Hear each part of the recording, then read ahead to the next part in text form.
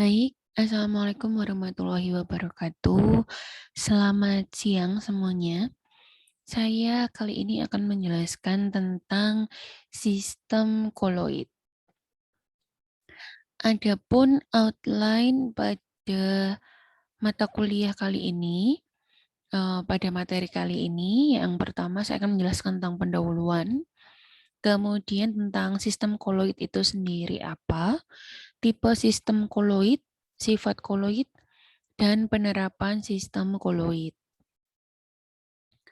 Adapun pada pendahuluan kali ini, kita perlu mengetahui dahulu tentang sistem dispersi. Apa sih sistem dispersi itu? Sistem dispersi adalah sistem di mana suatu zat tersebar merata ke dalam zat lain. Kemudian zat terdispersi dan medium pendispersi. Pasti harus ada zat terdispersi dan harus ada medium untuk pendispersinya. Baru nanti dinamakan sistem dispersi. Nah, berdasarkan ukuran partikel, nanti sistem dispersi ini dibagi menjadi 3 bagian. Yang pertama dispersi molekular, yang kedua dispersi halus, yang ketiga dispersi kasar.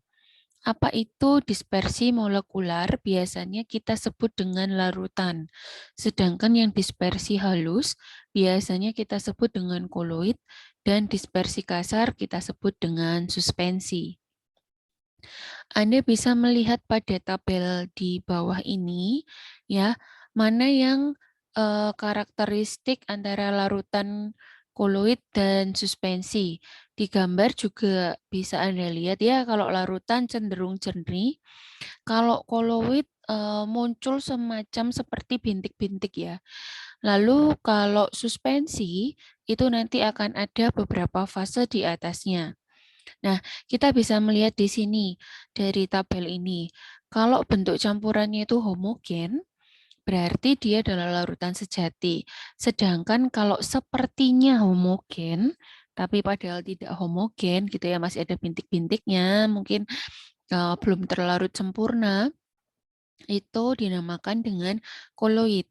Tapi kalau benar-benar nggak nyampur, itu suspensi atau kita sebut heterogen ya.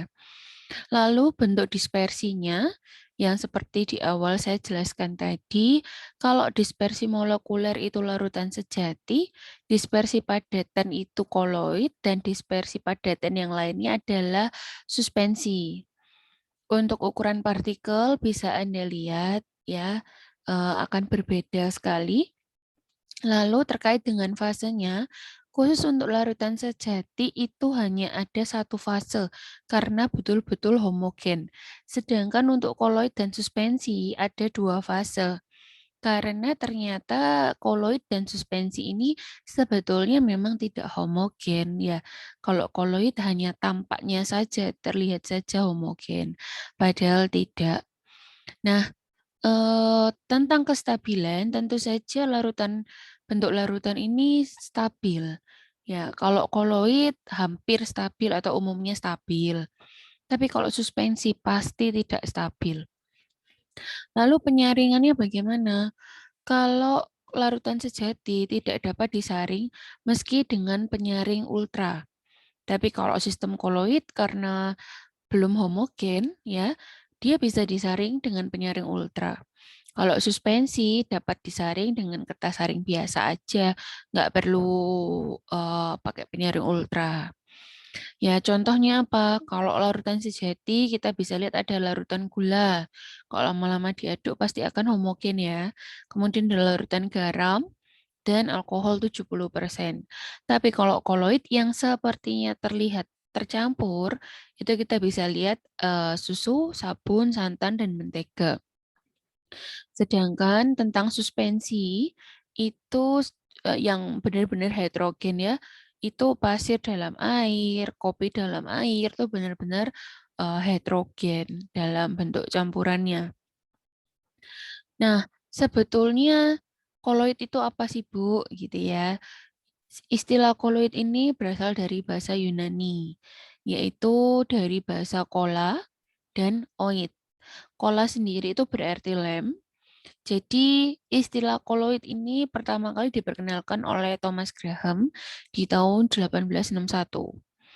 Nah, kemudian sistem koloid ini merupakan suatu bentuk campuran yang keadaannya terletak antara larutan dan suspensi.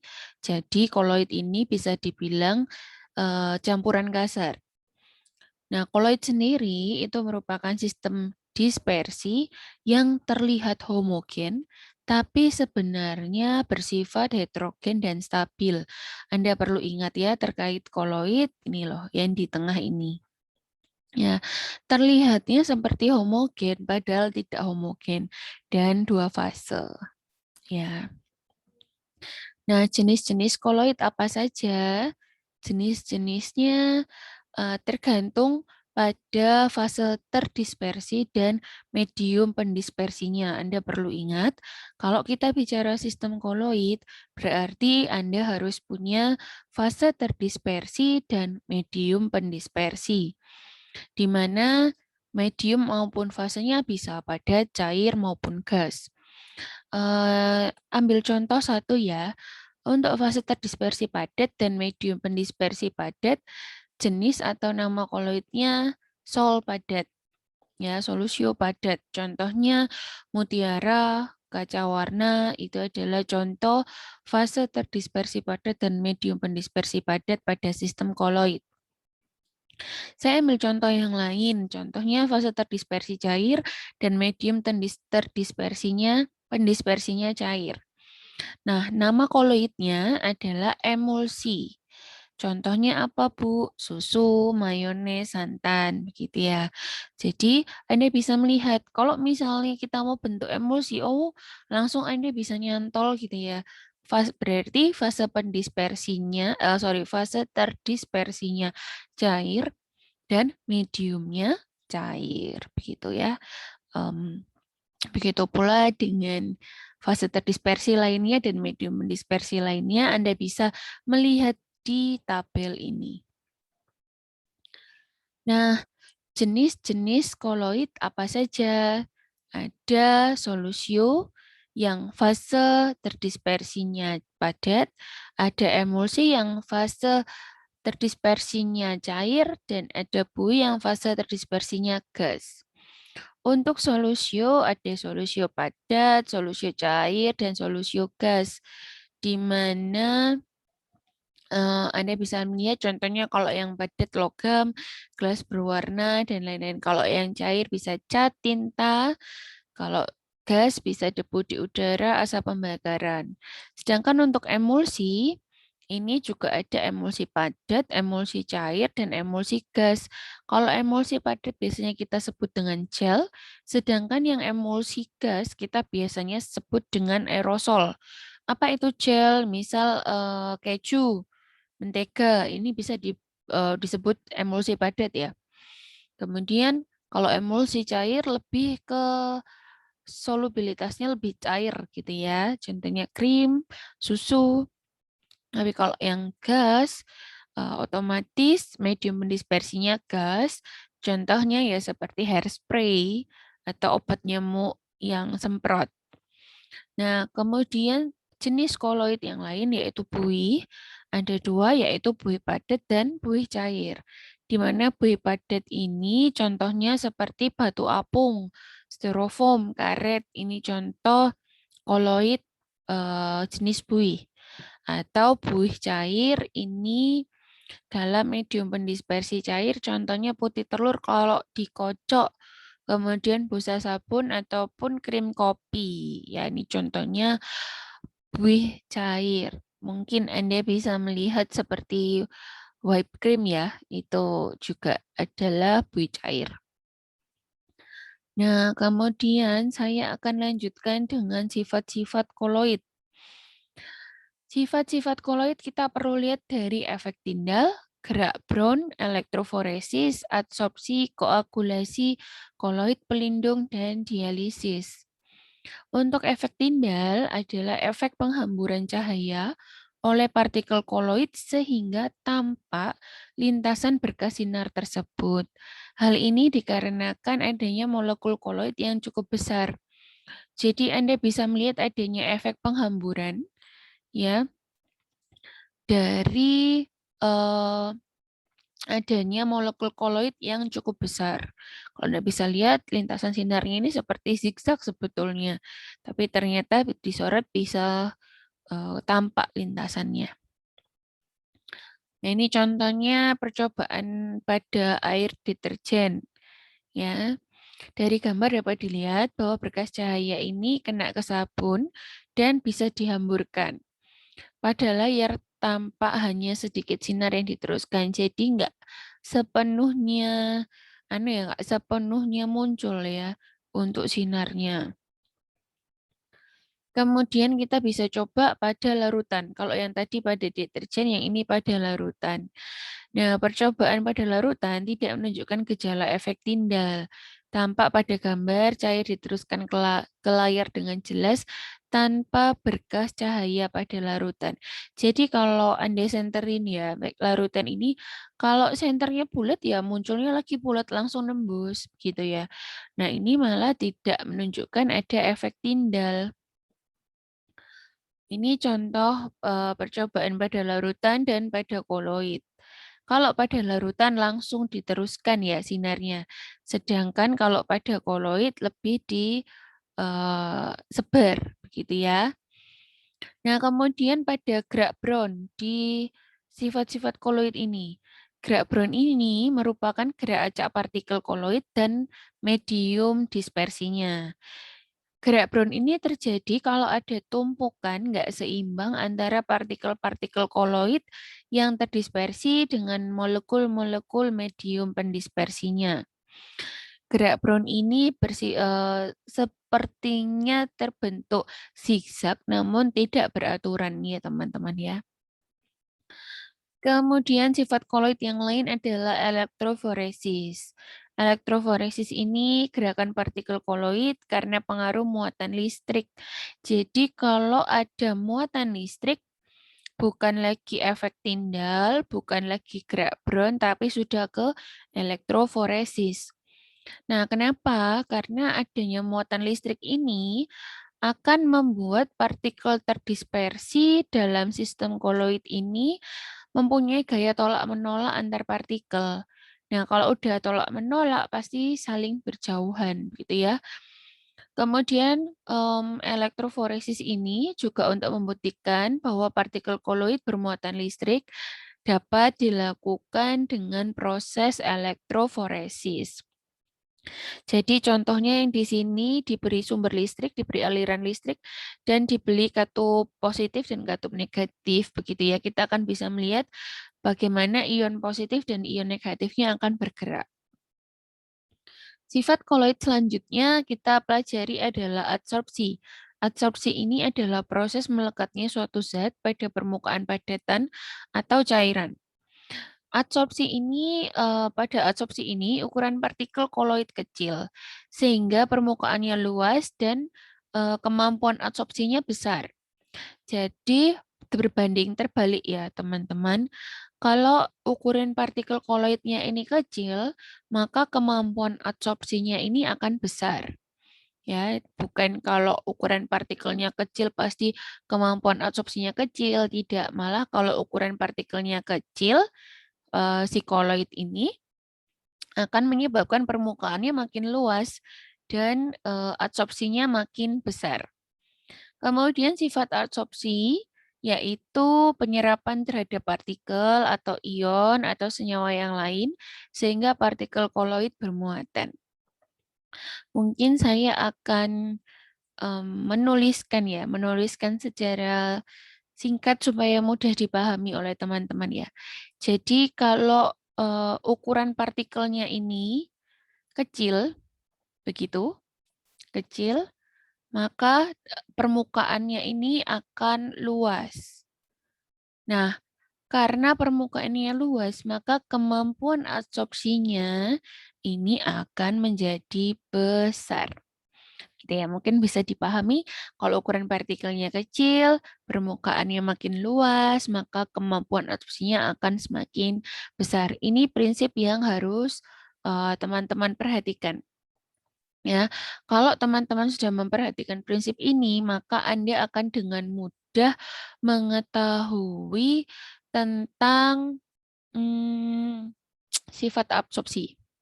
Ya, jadi kalau ini Anda pegang, Anda akan mudah absorpsi itu seperti apa? Oh, kalau ukuran partikel koloidnya kecil, permukaannya makin gede, kemudian absorpsinya akan semakin besar, gitu. Saya akan lanjutkan dengan selanjutnya. Kalau contohnya apa, Bu? Contohnya pada koloid FeOH3. Muatannya positif. Kenapa? Karena permukaannya menyerap ion H+.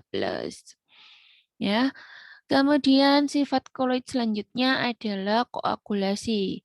Koagulasi ini penggumpalan partikel koloid sehingga membentuk endapan karena kerusakan stabilitas sistem koloidnya. Penyebabnya apa? Penyebab koagulasi pada sistem koloid ini antara lain karena pengaruh pemanasan, kemudian penambahan elektrolit dan pencampuran dua koloid yang berbeda muatan.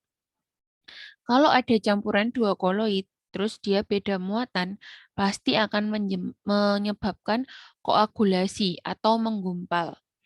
Jadi lebih gampangnya lagi, kalau koagulasi ya atau gumpal nih, gumpal. Nah, kalau ada dua koloid beda muatan, pasti akan menggumpal. Gitu ya, teman-teman ya. Oke, saya lanjutkan. Contoh proses koagulasi sendiri. Yang pertama, sistem koloid dengan partikel-partikel sol yang bermuatan negatif. Kemudian ion-ion Na+ ditambahkan ke dalam koloid dengan partikel-partikel yang bermuatan negatif. Nah, pada yang ketiga, partikel-partikel sol sistem koloid jadi netral. Kemudian partikel-partikel sistem koloid ini akan gumpal dan selanjutnya mengendap. Jadi kalau ada koagulasi, Anda bisa melihat bahwa adanya endapan gitu. Koloid pelindung. Ya, ada lagi sifat koloid yaitu koloid pelindung. Apa sih koloid pelindung ini? Ternyata koloid pelindung ini koloid yang sengaja ditambahkan pada koloid lain sehingga koloidnya ini makin stabil. Tapi penambahan koloid pelindung ini tidak akan menyebabkan koagulasi karena koloid pelindung ini akan melapisi partikel koloid sebelumnya sehingga melindungi muatan koloid. Misal pembuatan es krim. Agar es krimnya ini halus, smooth, perlu ditambahkan gelatin sebagai koloid pelindung gitu. Sifat koloid yang lainnya yaitu dialisis. Dialisis adalah proses penghilangan ion-ion yang mengganggu kestabilan koloid dengan cara penyaringan. Prinsipnya ini kalau dialisis ya, kita bisa lihat ada hemodialisis biasanya pada pasien ginjal gitu. Tipe-tipe sistem koloid. Koloidnya ada berapa macam sih, Bu? Ternyata ada dua macam, teman-teman. Ada koloid liofilik dan ada koloid liofobik. Koloid liofilik yaitu koloid yang suka cairan. Koloid ini punya gaya tarik-menarik yang cukup besar antara zat terdispersi dengan medium pendispersinya. Sebagian besar koloid liofilik ini punya molekul organik, misalnya gelatin, akasia, tragakan, albumin, karet, dan polistiren. Yang di bold ini adalah yang biasa Anda gunakan saat praktikum. Gitu ya. Kemudian yang kedua adalah koloid liofobik. Kalau tadi koloid liofilik atau suka cairan, yang kali ini koloid liofobik atau nggak suka cairan, atau nggak suka pelarut.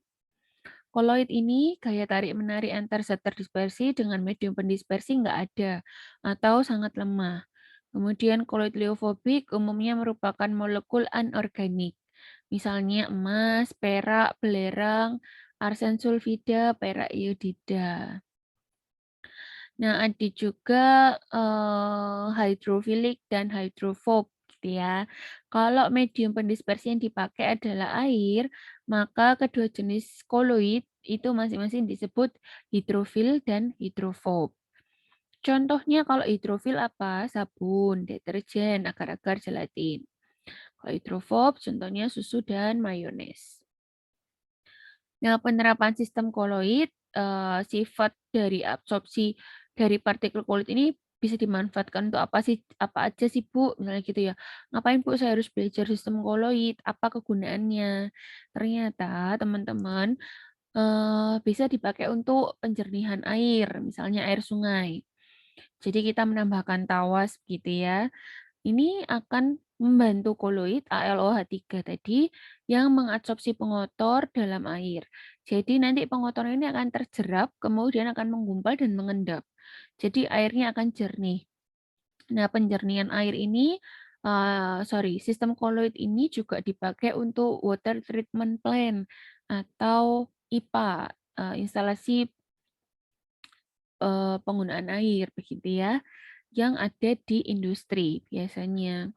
Jadi kalau di water treatment plant biasanya memang ada penambahan tawas atau AlOH3 untuk menjernihkan. Dia menjernihkan, maaf maksud saya wastewater treatment plant pada pembuangan limbahnya. Gitu ya.